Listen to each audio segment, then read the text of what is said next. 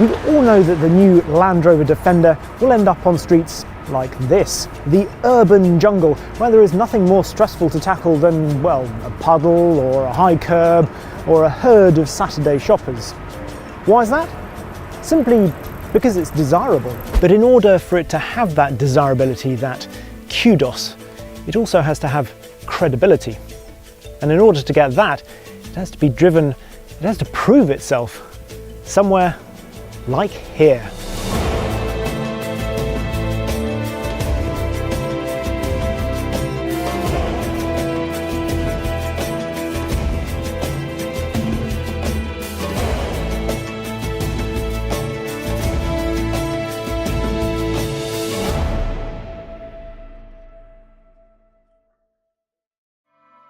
It was clear from the outset that this was going to be a test like nothing I had ever experienced before. After dressing as the human embodiment of 7-Up's Fido Dido and boarding a medium-sized turboprop, a Beechcraft 1900D if you're interested, we flew from the capital of Namibia, Windhoek, up to Opovo in the northwest Kunene region of the country. This is where we met our Defender, an Indus Silver P400. From here we would be embarking on a 3-day drive through what I hoped would be not only stunning scenery, but more importantly, truly testing terrain. Because let's be very clear about this, the new Defender needs to be reliable, and I hoped this journey would put it, and the 7 others in our group, under enough stress to weasel out any weaknesses. Anyway, enough preamble, wagons roll. First day, first impressions, we've done about 65 kilometres, mostly on these sort of gravel roads, but I just thought I'd give some of my initial thoughts, because they're the sort of things that after 3 days living with a car, you just become accustomed to things, don't you? And you don't notice them anymore.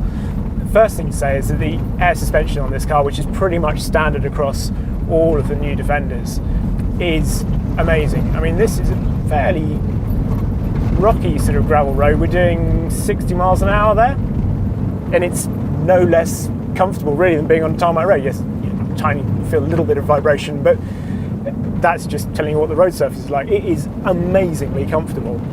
Other things I really like, getting into this, the interior is something that, yes, it's very nicely spec'd. We've got a touchscreen down here. It's a world away from old Defender, but there's still a sparsity to it. Apparently, if you look through all the marketing, press material, whatever, you won't see it referred to anywhere as an SUV. This is an off-roader. It doesn't feel like it's been overloaded with luxury, and that's really nice. That's as it should be. This sparse authenticity is even more apparent in the pared back bottom of the range models. That's how I'd spec mine. No frills at all, just cloth covering the seats and not even an armrest centre console. And that's the reason why these buttons and the gear selectors all up here as well, so you can just have this open area down here if you want. But it feels smaller than you might think in this interior. I mean, it's obviously an awful lot better than an old Defender, where I would have been crammed up against this window here, and a lot more comfortable, but there's still a sort of utilitarian feel to the interior of this, which I really like. Oh, ostrich! Running. Excuse me while I get excited. Heaven knows what I'll do if we stumble across a giraffe. Or springbok. Or kudu. Perhaps I should keep a little sort of one of those I Spy books, just tick them off. Bing! Bing! Bing! Clearly it was time for a break, and a walk around of our top of the range 110, which came equipped with one crucial set of accessories. Appropriately for the car that we've got, we have the Explorer pack. You may remember the various packs you can have with these things. So, black bonnet decals, the least useful I think. Wheel arch protectors. Then as we move down here, we have the snorkel. So it means you can obviously wade through water, which we may get to experience at some point. The roof rack, with a dynamic load capacity of 168 kilos, which is quite a lot. You think going through corners with all that weight swinging around up high. To move further down here, on the other side, we have the external storage, which is both lockable and waterproof. So for sort of gear, when you need to leap out and you have it there to hand. And of course, the ladder, both of which actually this was quite a odd styling detail that people weren't sure about, this square here. So if you get the Explorer pack, then it sort of covers that up a bit. You also get a cover for the rear mounted spare wheel. In terms of the overall look of the car, I think it's really nice to see it out, sort of not in a studio or a sort of a set environment, just seeing it in this landscape. It is a really, really good looking car. And in the same way that the new Mini captured the sprightly but friendly appearance of its forebear, so I think the design of this new Defender has an innately adventurous demeanour, like its predecessor. Just looking at it makes you want to head off the beaten track. Talking of which, I've just had a quick look at the sat-nav, and I kind of expected it just to be a blank screen out here really. But amazingly, this is actually a road with a name. This is the D3703, the 3703, the 3703. It's quite unlike any named road I've ever been on before. Oh look, there's some other traffic. Traffic, you see, it's just a busy thoroughfare. named or otherwise, it was an incredibly long trail, which gave me time to ponder. Why is it that some people don't see this as a true successor to an old Defender? Is it the design? Is it the switch from a body-on-frame to a unibody? Is it just too modern, too different? Should Land Rover have gone down the G-Wagon route? I suppose what I'm trying to say is that a lot of people struggle to see this as a new Defender because it is such a huge step change from the old one. But I think there is another way of looking at that. Apparently the first time they actually considered redoing the Defender, as it were, was back in 1971, so 50 years ago, and they've had various iterations since. They've actually had about 6 or 7 attempts at producing a new Defender, and this is the one that finally has got off the ground and we're driving. So if you imagine all those iterations that perhaps should have taken place in the interim, then the step wouldn't seem as big as it does between old Defender and new.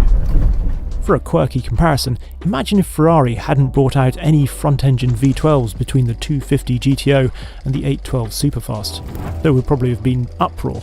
It's lost all its charm and character. What's all this grip and why is it so fast? Anyway, in Namibia, night, like me trying to surf, falls quickly. And before we knew it, day one was over. Fires had been lit, and sleep was very definitely needed for what lay ahead.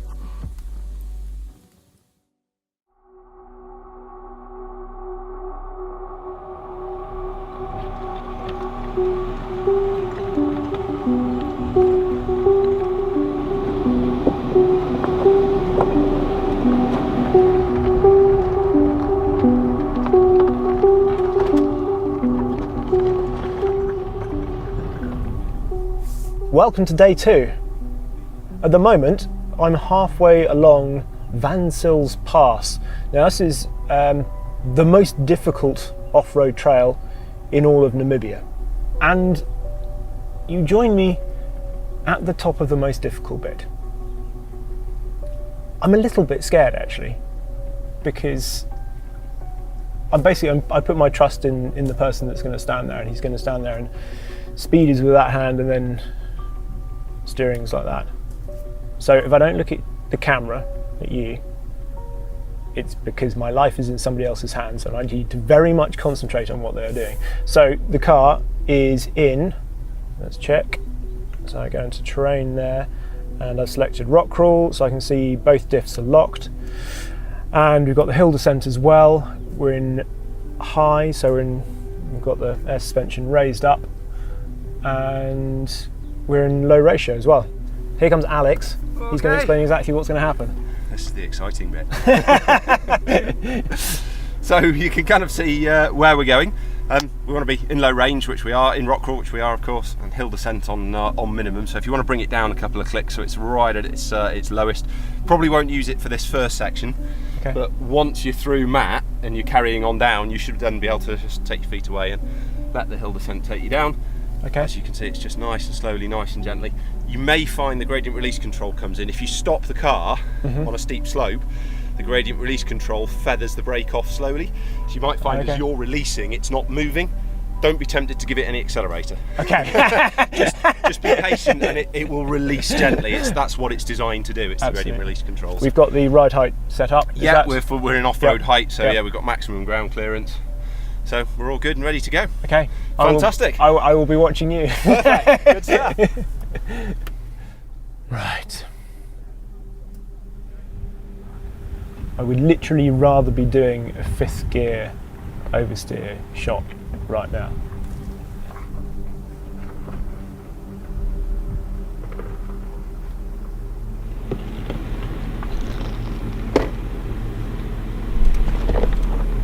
Okay, cars just slithering down.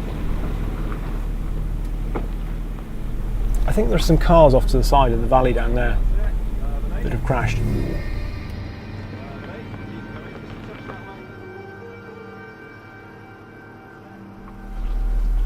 All my trust is in him.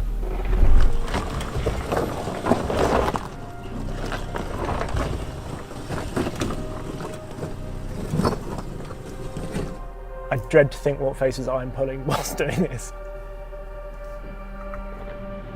Van Zil's Pass is named after Benjamin Van Zyl, a clearly mad Dutchman. Incredibly, he forged this trail in the 1920s with a Model T Ford and the help of hundreds of local Himba tribespeople, who presumably simply carried the car. It took him many months, but that he did it at all is remarkable. That just feels absurd. And even when you're sort of up like that and you can tell wheels are off the ground, and yet it finds tractions and climbs over the things, and yeah. It's so much fun as well. Certainly even the steepest speed humps or gnarliest curves in London shouldn't pose a problem. There was still plenty more of the pass to travel, and I soon found I was tackling substantially tricky sections with all the carefree nonchalance of a baboon scratching its behind. As well as all the suspension and transmission trickery, I found one of the most useful things was the screen showing the feeds from the off-road cameras, which are situated under the wing mirrors and point at the front tyres. Those cameras are of course also useful for keeping trendy 22-inch alloys pristine through pesky width restrictions. Eventually, we did reach the end of Van Zil's Pass and transitioned onto the stretch of land that he named after his wife. This is the Marienfluss. Wow, look at this. Suddenly it just goes from red sand to fine white sand up here. That is one of the most extraordinary sights I've ever seen. Now, fun though rock crawling is, or rather engaging I suppose, this is much more like it. This is my sort of territory. Back in sand mode, high ratio, bit more speed, car moving around. This suits me down to the ground. The steering's light, which can feel a bit sort of off-putting, but actually it's also accurate. There's far less steering lock needed than, you know, an old Defender through here would be kind of terrifying in a way actually, because although you'd feel more connection, you wouldn't have anything like the precision that you've got in this. When this starts to slide, you add a bit of lock in and it's right there. You know where it is. I love driving in sand, it's just so much fun.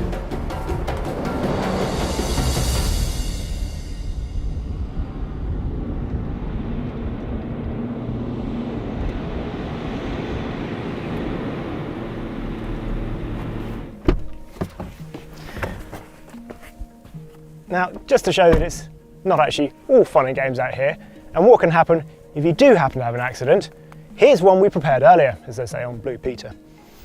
This was apparently fleeing Angola during the war in the 80s, and had an accident, was abandoned. Interestingly, if you look along here, on the dash, you can see the inspiration for the new one in there. May it rest, or rather rust, in peace. After a morning at such slow speed on Van Zil's Pass, it felt like we really needed to cover ground out here, and the Defender was often drifting through bends at 60, 70 or even 80 miles an hour as we headed west towards the coast. We followed a dry riverbed, then thundered down through vast and varied valleys. We passed Tutankhamun Mountain, we saw Giraffe.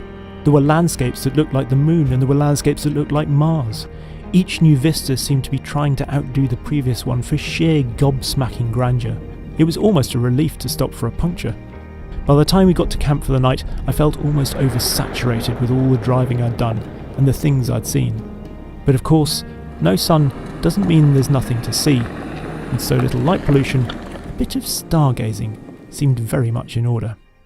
And the advantage of having something with a ladder up to a roof rack is that I don't have to mingle with all the scorpions or anything bigger that's out there, for that matter. How high can lions jump? Right. Hat, got that one. Head torch so I can see the ladder and that. Right.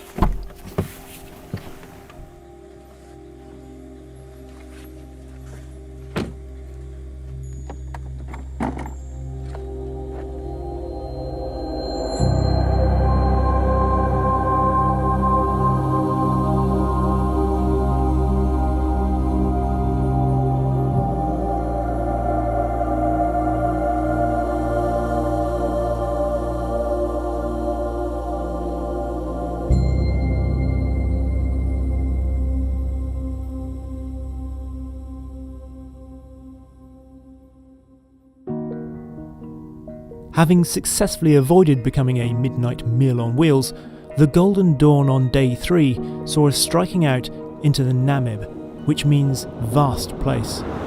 This is the world's oldest desert, at a vintage of at least 50 million years. More specifically, we were heading with specially granted permission to the Skeleton Coast. Let's talk about the actual car that we have got here. It is a Defender 110, fairly obviously, so we know we're going to get the Defender 90 as well, and there'll be the commercial vehicle, and then there will be a PHEV. However, for the moment, we have got the top of the range petrol engine, which is the P400 MHEV. So this is also a mild hybrid, in fact. What that means is under the bonnet we've got a 6-cylinder 3-litre petrol engine with a turbocharger, and then on the back of that there is an electric motor which, rather like various other ones we've seen, Audi's done it, Mercedes has done it, it charges the 48 volt electrical system. Check for the stones. Not your usual piece of camera, because I do have to watch the road a little more than I would do otherwise. As I was saying, P400 MHEV, and that charges the 48 volt electrical system. It also runs an electrical supercharger, which obviously helps build boost pressure. It doesn't do what the EQ boost system does in the Mercedes, which is sort of add power through the electric motor itself. But I have to say, it feels pretty good. It's very responsive, this engine, certainly. It's putting out 394 brake horsepower and 406 pounds-foot of torque. And despite weighing 2,300 kilos, just over actually, it does 0 to 60 miles an hour in 5.8 seconds, which is pretty impressive. So this Defender is really it's an off-road hot hatch to that extent. Despite this particular 110 coming in at the best part of 2.5 tonnes with all the kit on the roof, it really didn't drive like the lumbering 4x4 you might expect. It's obviously no Lotus, but the way it responded to throttle and steering really did belie its weight. Think perhaps of the balletic hippos in Disney's Fantasia. And talking of balletic, here is possibly the world's most ungainly race. Explains why I'm slightly out of breath for this next bit. It's known as the Skeleton Coast originally because of all the whale bones and fish bones that were washed up here, but then subsequently for all the shipwrecks that have been here, some of which can be now found up to 2 kilometres inland because that's the way the sands have moved. Incidentally, this is also home to one of the world's largest sand dunes at nearly 400 metres in height. To put that in perspective, the Shard is only 310 metres high. The driving that followed was some of the most demanding I've ever experienced. Speed, dust, water, rocks, sand, mud, deep mud, high ratio, then high suspension. The concentration and constant adaptation to the terrain was mentally exhausting, even if the Defender kept me physically far more isolated from the impacts than I'd expected. In terms of the terrain response modes, we obviously use rock crawl quite a bit in Van Zils for obvious reasons. The other one we've used an awful lot, and in fact which I'm in at the moment, is the sand mode.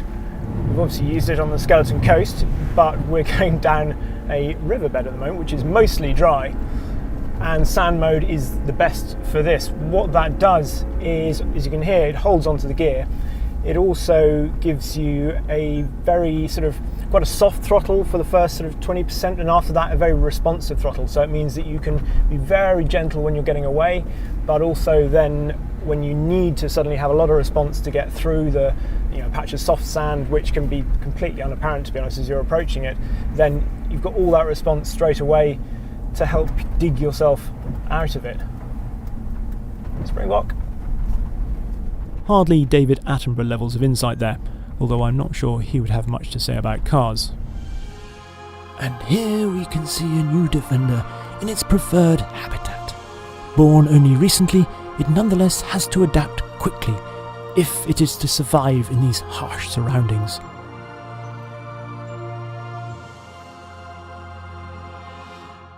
And then we saw some more actual wildlife.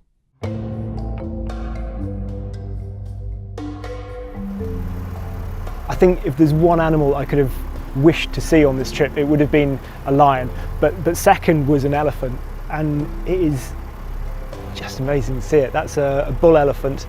I think probably not too old. I mean, they could live anything up to 50 years old. What a thrill. Wow, so cool.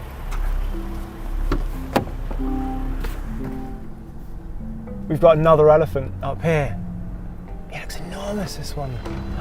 Apparently he's right on our route. If his ears are pinned back, then he's coming for you. When we hear that, if his ears are pinned back and he starts charging, he's coming for you. If they're out, it's a fake charge. Needless to say, I kept a keen eye on his outboard radiators, and this was still on my mind when we eventually, finally, got stuck a few minutes later.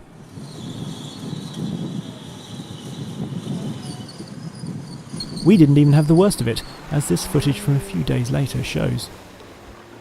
Eventually we waded, squelched, scrabbled and drifted our way to, bizarrely, the Manchester United trading post. Which made me wonder, will the new Defender be deemed fashionable enough to be seen in players' car parks outside Manchester United over here? Or Chelsea for that matter. Or Arsenal. And now we're back onto, well, what I'm now classifying as road. In normal life, this wouldn't be a road, but after what we've been through, this feels like a road. And that's really the end of the off-road section of this trip. And I just thought I'd take a minute to, well, think about how the car has survived. The vibrations that have gone through this car, before you get to the big impact, we haven't had any warning lights on at all. It hasn't been serviced every night or anything like that. They've just filled it up with fuel. But yeah, the abuse these can take, it's phenomenal. One question I did ask was how much of this route could a Discovery have done? Because a lot of people have said, well, this really is just a Discovery 5 in a lumberjack shirt and some steel toe cap boots. And to that I would say, well, yes, but if you drop a brick on some normal shoes, then you're not going to walk very far. Because I think, from what I understand, a Discovery, in terms of sheer traction, could do pretty much most, if not all, of what this could do. In some situations, you'd probably need a more skilled driver to do some of the things than you would in this. Less skilled driver. But in terms of the departure angles, the breakover angle, and the general robustness, this is a step above. We've barely touched the underbelly of this, which is extraordinary given what we've been through. And some of the step ups that by the end you're just taking for granted, and yet it's unbelievable, to be honest, to me. And those are the things where a Discovery just wouldn't be able to do it, or any other SUV for that matter. There's also to bear in mind that this has the D7X chassis as opposed to the Discovery, which has the D7U, and this is also tougher to that extent in terms of standing up to, like I said before, the vibrations, the impacts, all that sort of thing. It also has stronger lower arms for when you're going over the rocks, etc. And what if it does all go wrong? This area of Namibia is the second least densely populated region in the world, behind Mongolia, just 2.6 people per square kilometre. So out here, there wouldn't be much help to fix all those computers that make this a Defender for the 21st century. Well, the new Defender is capable of running software over-the-air updates and diagnostics for its 14 modules. Even more reassuringly, if there is a fault, then the limp home modes have been specifically designed with much more leeway in mind, so it shouldn't lock you out of the capabilities you might need in order to extricate yourself from whatever extreme environment or even danger you're in. To be honest, I felt like I would probably expire before the car, given the intensity of the driving we'd been doing. It's so draining because you are constantly looking, all at once straight ahead of you, trying to spot the rock that might give you a puncture, but also trying to work out, have you got to pick up momentum to carry speed through a river or a mud section? And then what's beyond that? You've got other vehicles around, then you're dealing with the dust from them as well.